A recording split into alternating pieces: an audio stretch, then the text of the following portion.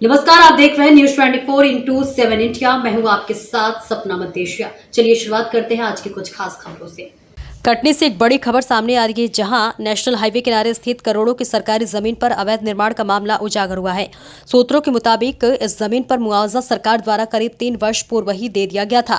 बावजूद उसके पुराने जमीन मालिक द्वारा अब वहां बाउंड्री वॉल और एक शॉपिंग कॉम्प्लेक्स के निर्माण का प्रयास किया जा रहा है। स्थानीय वार्ड पार्षद पति और पूर्व नेता प्रतिपक्ष राजकिशोर यादव ने इस मामले को उजागर करते हुए नगर निगम और जिला प्रशासन को कई बार शिकायतें दी हैं, लेकिन आज तक कोई कार्रवाई नहीं की गई है।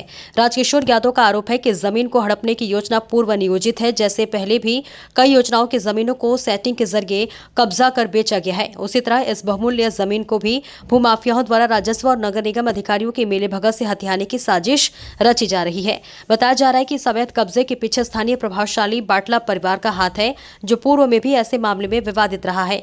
चौंकाने वाली बात यह है कि जिले का प्रशासन पूरी तरह से मूकदर्शक बना हुआ है और स्थानीय नागरिकों और जन प्रतिनिधियों का आरोप है कि कटनी में भूमाफिया अब इतने ताकतवर हो चुके हैं कि वे कलेक्टर से भी ऊपर राजस्व विभाग पर हावी है। अब देखना यह है कि क्या प्रशासन इस गंभीर मामले में कोई कार्रवाई करता है या जमीन की सेटिंग का शिकार बन जाएगी। कटनी से संदीप शर्मा के साथ कमल नाकरा की रिपोर्ट।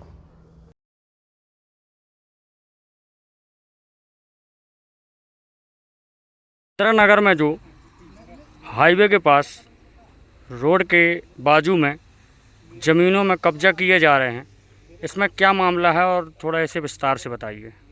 ये जो खसरा नंबर 8, 9, 10, 8/1, 9/1 और 10/1, ये एक प्राइवेट पहले ज़मीन थी।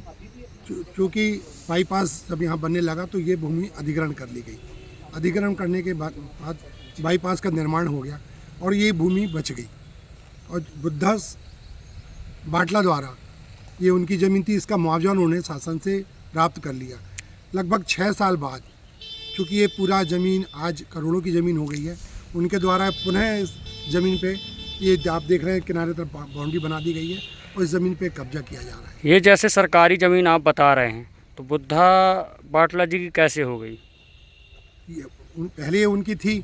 अच्छा। उनने मुआवजा ले लिया शासन से। अच्छा। और शासन ने इसको अपने हैंड ओवर कर लिया ज़मीन को। अच्छा। अब शासन को जितना यूज़ करना था उन्होंने अपने बाईपास बना लिया और बाकी ये जो ज़मीन बची थी शासन के उसमें चली गई।